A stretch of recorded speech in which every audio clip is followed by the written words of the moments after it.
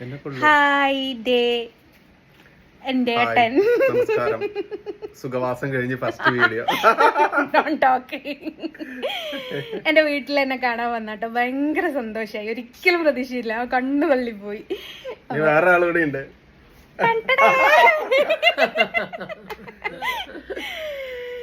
എന്തായിരുന്നാലും ഒന്ന് വരണമെന്ന് വിചാരിച്ചിരുന്നതാണ്. 60 കോടിയുടെ വീട് കണ്ടു, കീഴടക്കി. എന്നാലും 60 കോടിയൊക്കെ കൊച്ചുണ്ടാക്കിയല്ലോ കേട്ടോ. ജസ്നയുടെ വീട് ഞങ്ങൾ കണ്ടു, ജസ്നയെ കണ്ടു. ജസ്നയുടെ വീടിന്റെ ചുറ്റുപാട് 60 കോടിയുടെ വീട് അത്ഭുതത്തോടെ കാണാൻ വേണ്ടി വന്നതാണ്. കണ്ടു. പിന്നെ ഫോട്ടോ എങ്ങനെയാണ് ചെയ്യുന്നത് എന്നുള്ള കാര്യങ്ങളൊക്കെ നമുക്കത് ബോധ്യപ്പെട്ടു. അപ്പൊ അതുകൊണ്ട് തന്നെയാണ് നമുക്ക് ഇങ്ങനെ ഇപ്പൊ ജസ്റ്റ് ഒരു വീഡിയോ എടുക്കണതിന് നമുക്കൊരു ബുദ്ധിമുട്ടും ഇല്ല എന്ന് പറയുന്നതിന് കാരണം കേട്ടോ. ഒരു എക്സ്പ്ലനേഷൻ വേണല്ലോ. Thank you. ഇതിൽ ഞാൻ കണ്ണനോടാട്ടോ താങ്ക്സ് പറയുന്നത്. കാരണം നിരപരാധിത്വം തെളിഞ്ഞൊരു മനുഷ്യൻ വരിക എന്ന് പറയുന്നത് ഭയങ്കര സന്തോഷമുള്ള ഒരു കാര്യമാണ്. ഒട്ടും പ്രതീക്ഷയില്ല. ശരിക്കും ഞാൻ കണ്ണു തള്ളിപ്പോയിട്ടോ. ഇവിടെ വന്നപ്പോൾ സർപ്രൈസ് ആയിട്ട് ടീച്ചറെ കൂട്ടി കൊണ്ടുവന്നതാണ്. അപ്പോൾ അങ്ങനെയാണ് ഞാൻ ടീച്ചറെ വീട്ടിൽ വന്നതാണ്. അപ്പൊ ടീച്ചർ പറഞ്ഞു, ഞാൻ പറഞ്ഞു ടീച്ചറോട് ഇങ്ങനെ ജസ്നയുടെ വീട്ടിൽ നമുക്ക് പോവാം. അങ്ങനെ വന്നു കണ്ടു, കീഴടക്കി. നമുക്ക് ആരോടും സ്ഥായിയായിട്ട് വിരോധം വെച്ച് പുലർത്തേണ്ട കാര്യമില്ല. ഏതൊരു മനുഷ്യനും നമുക്ക് വസ്തുനിഷ്ഠമായിട്ട് ഒരാളെ വിമർശിക്കാം. നമുക്ക് എന്താണോ തോന്നുന്നത്, ശരി എന്ന് തോന്നുന്നത് ബോധ്യത്തിന്റെ അടിസ്ഥാനത്തിൽ നമുക്ക് സംസാരിക്കാം. പക്ഷെ അത് തെറ്റാണ് എന്ന് മനസ്സിലാക്കി കഴിഞ്ഞാൽ പിന്നീട് അതിനെ തിരുത്തുക എന്നുള്ളത് മാനുഷികമായിട്ടൊരു ധർമ്മമാണ്. അല്ലാതെ ജസ്നയോട് കാലാകാലവും വിരോധം വെച്ച് പുലർത്തണം. ഇപ്പൊ ജസ്നയോട് ഇഷ്ടമില്ലാത്ത ആളുകൾ അതുപോലെ തന്നെ മറ്റുള്ളവരും കരുതണം എന്നതിലൂടെ നമുക്ക് യോജിപ്പില്ല. ഇപ്പൊ ഞാനും ബൈജുവും വന്ന് കണ്ടു, ഒരു കൃത്യമായിട്ടൊരു ഗ്ലാസിനകത്ത് വരയ്ക്കുന്നുണ്ട്. നമ്മൾ നേരിട്ട് കണ്ട് ബോധ്യപ്പെട്ടു. ഫോട്ടോസ്റ്റാറ്റ് എടുക്കുന്നില്ല, കാർബൺ പേപ്പർ വെച്ച് വരയ്ക്കുന്നു.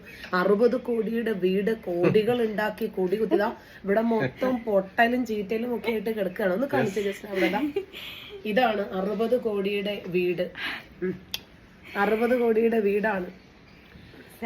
ഒരു കാലത്ത് ഉണ്ടാവും. കൂടുതൽ ഒന്നും പറയാനൊന്നുമില്ല മാന്യ പ്രേക്ഷകരെ. കാരണം നമ്മൾ ഇപ്പോൾ ജസ്നയ്ക്കെതിരെയൊക്കെ ഏറ്റവും കൂടുതൽ വീഡിയോ ചെയ്തൊരു വ്യക്തി തന്നെയാണ് ഞാൻ. അത് എനിക്ക് അവരോട് തുറന്ന് പറയുന്നതിന് ബുദ്ധിമുട്ടില്ല. കാരണം തെറ്റ് ആരെടുത്ത് സംഭവിച്ചാലും നമ്മൾ എല്ലാം തികഞ്ഞവരല്ലല്ലോ നമ്മളാരും. നമ്മളെടുത്തൊക്കെ ഒരുപാട് ഒന്നും തെറ്റ് ചെയ്യാത്തവനുണ്ട് നമ്മളെ കാണുന്നത്.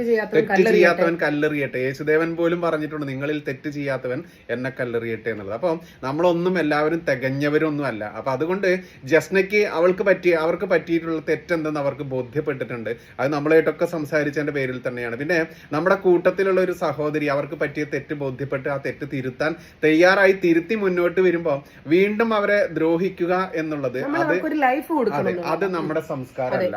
അത് നമ്മൾ വീണ് കിടക്കുന്നവനെ ചവിട്ടുക എന്നുള്ളത് അത് നമ്മുടെ സംസ്കാരമല്ല. നമ്മൾ വീണ് കിടക്കുന്നവന് കൈ കൊടുത്ത് എണീപ്പിച്ചിട്ട് നമ്മുടെ തുല്യ ശക്തിമാൻ, അത് നമുക്കനുസരിച്ചുള്ള ശക്തിമാൻ ആയാൽ മാത്രമേ അയാളോട് തല്ലാൻ പാടുള്ളൂ, അതല്ലെങ്കിൽ അയാളോട് വഴക്കടിക്കാൻ പാടുള്ളൂ എന്നാണ് എന്നെ പഠിപ്പിച്ചിട്ടുള്ളത്. എന്റെ സംസ്കാരം അതാണ്. അതുകൊണ്ട് ജസ്നയെ നമ്മൾ ദ്രോഹിക്കുന്ന ഒരുപാട് ആളുകൾ ഇപ്പോഴും ഉണ്ട്. അപ്പോൾ ജസ്ന പല സമയത്തും പറയാറുണ്ട്, നിങ്ങൾ ഇവിടെ വന്നിട്ട് ബോധ്യപ്പെടൂ എന്നുള്ളത്. അത് ഡയറക്റ്റ് വന്ന് ഇവിടെ ബോധ്യപ്പെട്ടതിന്റെ അടിസ്ഥാനത്തിൽ തന്നെയാണ്. ജസ്നയുടെ 2 മക്കളൊക്കെ ഉണ്ട്, കുഞ്ഞു മക്കളാണ്. ആ മക്കളൊക്കെ അവരൊന്നും കണ്ണിൽ നോക്കിയിട്ട് നമുക്ക് ഇപ്പൊ അന്ന് ഞാൻ ചെയ്ത വീഡിയോസ് തന്നെ കണ്ടിട്ടുള്ള മാന്യ പ്രേക്ഷകരോട് പറയാനുള്ളത്, ജസ്നയെ നിങ്ങൾ എല്ലാവരും വന്ന് കാണുമ്പോൾ ജസ്ന പറഞ്ഞതിൽ ഒരുപാട് സത്യങ്ങളുണ്ട്. അവർക്ക് ചെറിയൊരു പിഴ പറ്റി, ആ പിഴ അവർ മാറ്റിയിട്ടുണ്ട്. അതെ, തിരുത്തി കഴിഞ്ഞാൽ വീണ്ടും അവരെ ഉപദ്രവിക്കരുത് എന്ന് ഞാൻ എന്നെ ബന്ധപ്പെട്ട് ഇന്നും ജസ്നയെ ദ്രോഹിക്കുന്ന, അതല്ലെങ്കിൽ ജസ്നയ്ക്കെതിരെ വീഡിയോസ് ഒക്കെ ചെയ്യുന്ന നമ്മുടെ മറ്റ് സഹോദരിമാരുണ്ട്. അവരോട് ഞാൻ നേരിട്ട് പറഞ്ഞിട്ടുണ്ട്, നിങ്ങളെപ്പോലെ തന്നെയാണ് ജസ്നയെ നമ്മൾ പ്രൊട്ടക്ട് ചെയ്യേണ്ടതുണ്ട്. നിങ്ങളുടെ എന്താണോ അത് തന്നെയാണ് അവരും. അതുകൊണ്ട് അവർക്ക് വന്ന തെറ്റ് തിരുത്തുമ്പോൾ ആ തിരുത്തി കണ്ടറിഞ്ഞ് നമ്മൾ അവരെ കൂടെ ചേർത്ത് നിർത്തുകയാണ് വേണ്ടത്. അറിയുന്ന തൊഴിൽ ചെയ്ത് അന്തസ്സായിട്ട് ജീവിക്കുന്നവരെയാണ് നമുക്ക് വേണ്ടത്. അതെ. ഭിക്ഷ എടുത്ത് ജീവിക്കുന്നവരെ അല്ല. നവോത്ഥാനം എന്നൊക്കെ പറഞ്ഞാലേ നമ്മൾ ഈ പറയുന്ന പോലെ എന്താ പറയാ, ഒരു ആണിനെ കണ്ടാ പിന്നാലെ കൂടി തല്ലുക, അതല്ലെങ്കിൽ പോക്സോ വ്യാജമായിട്ട് കേസുകൾ കൂടെ. ഇപ്പൊ ഇവർക്കെതിരെയുള്ള ആരോപണമൊക്കെ എന്താ, വ്യാജമായിട്ട് ഇവർ ഒരുപാട് കേസ് കൊടുത്തു എന്നൊക്കെയാണല്ലോ. അപ്പൊ അതിലും അല്പ കാര്യങ്ങൾ ജസ്നയുടെ ഭാഗത്തു നിന്ന് നമ്മൾ ചിന്തിച്ചു, മനസ്സിലാക്കി. അങ്ങനെ ഒരുപാട് കാര്യങ്ങൾ നമ്മൾ മനസ്സിലാക്കിയതുകൊണ്ടാണ് ഇന്ന് ടീച്ചറോട് ഞാൻ ടീച്ചറെ കാണാൻ വേണ്ടി വന്ന സമയത്ത് ജസ്നയുടെ വീട് തൊട്ടടുത്താണെന്ന് പറഞ്ഞപ്പോൾ അവിടെയും കൂടെ പോവാന്ന് പറഞ്ഞ് വന്നിട്ടുള്ളത്.